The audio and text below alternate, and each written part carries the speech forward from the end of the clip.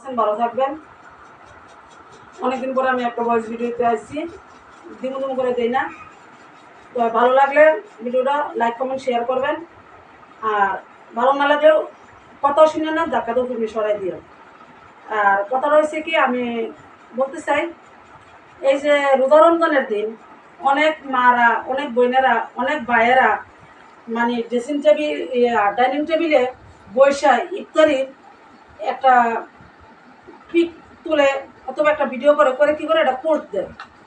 আজকে দেখা গেছে আমি আমি বড় লোক হয়েছি দেখে আমি 10 পদ দিয়ে ইফতারি করবো, আর একজন আমার মতন এক মানব, আমার মতন এক মানুষ,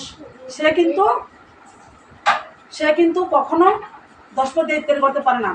কের ঘরে আছে শুকনো মরিচ পানি, কের ঘরে আছে পান্তাভাত পানির বোতল, এছাড়া সে ইফতারি করতে পারে না। এই কথাটা আমি কেন বলছি, সে ইফতারিগুলা দেখলে তার মনে একটা নিঃশ্বাস বের হয়। কেমন নিঃশ্বাস বের হয়? হ্যাঁ, আমি ইফতারিটা যদি খাইতে পারতাম, আমার জ্বালা বড় বানাইতো, তাহলে আমি এরকম ইফতারি করে বইতে পারতাম। এই কারণে আমি আপনাদেরকে বলতেছি, কাউ এমন ফুরাঙ্গিরি করেন না, কেউ এত ধনী দেখায় না, কেউ এত বড়লোকগিরি দেখায় না। ইফতারের পোস্ট অথবা ইফতারের ভিডিও ফেসবুকে অনলাইনে ছাড়লে আপনারা ভালো হয়ে যাবেন, ভাইরাল হয়ে যাবেন, একে আপনাকে লাইক কমেন্ট করবো, এটা করেন না। এটা কেন বলতেছি, এটা একে ভালো হয়ে যায় না। কেন আপনারা আছে, আপনারা আপনি ঘরে লাইকে দেখায় খান, আর জনের দেখানোর কি দরকার? এমন হইতে পারে সেই লোকটার নিঃশ্বাসে আপনার অনেক কিছু হইতে পারে। আর আপনারা যে আছেন, আপনি মনে হচ্ছেন আমি মানুষের দায়িত্ব, আমার মানুষের বিরুদ্ধে সেলুট দিব না, আপনারা মানুষের সেলুট দিব না। আপনারা মানুষ কী বলবো জানেন, যে খাবার আছে দেখে আগে দেখা দেখা খায়, তখন নিজের কাছে আপনার কাছে লজ্জা লাগবো না? যারা জ্ঞানী লোক, যাদের মাথায় জ্ঞান আছে, তারা কিন্তু এটা নিয়ে বিবেচনা করবো, এটা নিয়ে আলাপ আলোচনা করবো। তাই এই জন্য বলতেছি, কেউ ঘরে আছে 1 গ্লাস পানি, শুকনা মুড়ি, আর কেউ আছে পেঁয়াজু, জিলাপি, আলুর চপ, বেগুনি, বুট, ছোলা সব কিছু দিয়ে বানায়া খাবে আর পোস্ট করে ছাড়বে।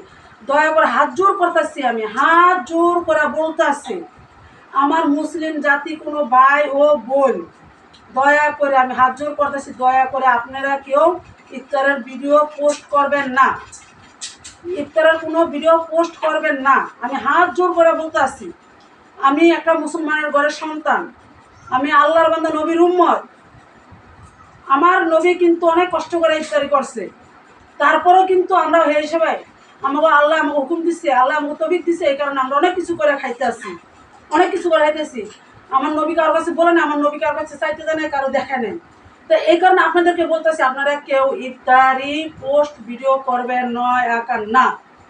যদি ভালো লাগে আমার ভিডিওটা আপনারা শেয়ার করবেন এবং লাইক করবেন এবং 10 জনকে দেওয়ার সুযোগ করে দিবেন।